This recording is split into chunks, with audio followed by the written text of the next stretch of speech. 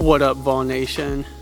Welcome back after such an amazing break to Season 3 of Plugged In, Knoxville's only podcast worth mentioning. I am your host, Madison Castle, and this week's guest is Sydni Stinnett. So, this is your second semester at UT. What has it been like juggling the workload as a freshman and still finding time to be creative as an artist?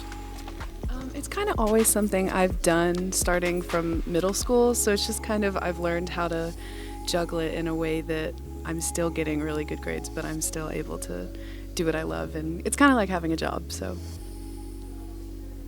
Solid. Now, I know you have a couple of songs online. Where else can people find your music? So you can find them on Spotify. I have a few songs on there. There's some on iTunes, and you can go to Reverb Nation, where there's a lot of my music. That is awesome. Out of your whole catalog of songs, which is a song that stands out to you, and how did you go about the writing process for it? Probably one of the first songs I wrote, it's called Not Waiting Around. It was a bad breakup song, really bad breakup song. So there's a lot of passion behind that song. But yeah, that's probably one of my favorite that I've written, and just because it's kind of fiery and kind of fun. So. Really cool. And if you didn't notice, they are raising the curtains in the back, so it's going to get a little warm. With it being 2020, what are some of the things that you really want to accomplish this year as an artist? I definitely want to start writing some more. I've kind of taken a break just as I haven't had as much time and haven't been as creative, but I'd really like to write some more songs. I'd like to record some more stuff, so yeah. Okay, awesome. Now, with us being in Knoxville, only 3 hours from Nashville, have you considered playing shows in Nashville? Have you already played shows in Nashville? Do you have connections out there?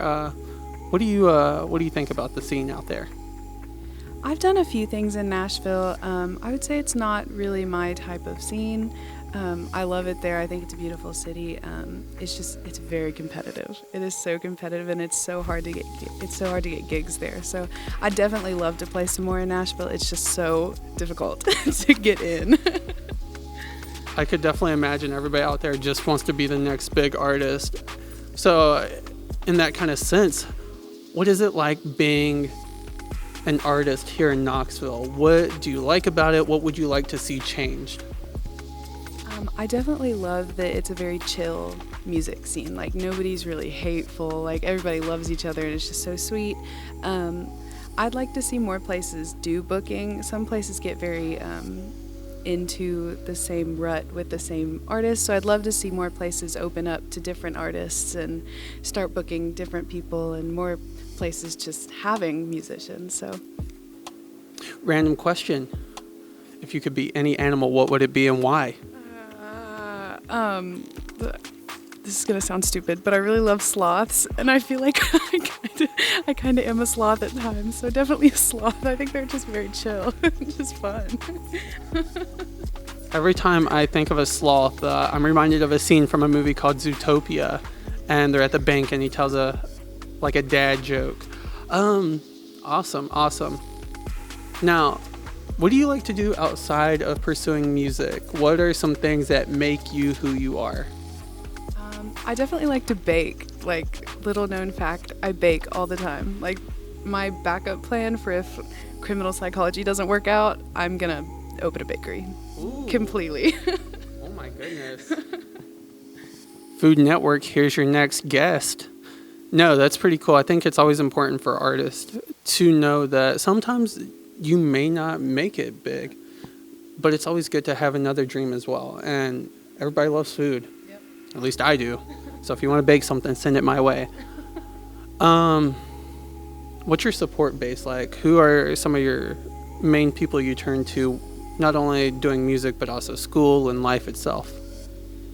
Definitely my parents. They are so unbelievable. I started doing this when I was about 12 years old. Wow. And from the get-go, they were just, my dad's the sound guy. He's the one that puts together all the equipment, and my mom's the one that books everything. They're just the most supportive people, and I definitely couldn't have done it without them. Anything I need, they're just back there doing whatever they can to help. That's really cool. Now, since you have done shows in the area, are there regular people that you see at these shows? Have you made friends with bands and whatnot? What's that like? What is it like knowing that people listen to your music? It's unbelievable. It is so cool to me to like be at a place and someone go, "Hey, Sydney," and I'm like, "Who are you?" But it's so cool because like they're just so supportive, and people, especially when I was really, really young, people were always so sweet to me, and like you would think that being so young they'd be like, "Oh, it's just some little girl up there," but everybody's always so nice and so supportive, and it's just really cool to have people that back you and want to listen to you. I think that's really cool. And that's also an important note because it really grinds my gears when I see a kid out here doing something and you get these adults like hating on them for no reason. Like there was that kid, the yodeler in Walmart. Like he got famous, and that's cool. But there were so many people like my age and older that were just like so mad about it. I'm just like, let this kid do what they want to do. Well, anywho, Vol Nation, as usual, this is the end of the episode. But before I go, one of the questions I do like to ask is that you plug your social media. That way people can follow if they choose to. So where can people find you on the social media platforms? I have an Instagram that's not a music Instagram, but it's Sydni Stinnett.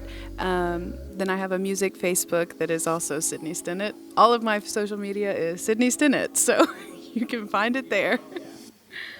Perfect. And the last question I will leave you with, merchandise. Will there be merchandise for sale anytime soon?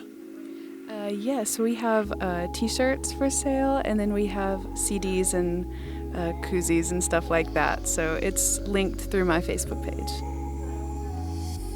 Well, you heard it first. Stay tuned for the next episode.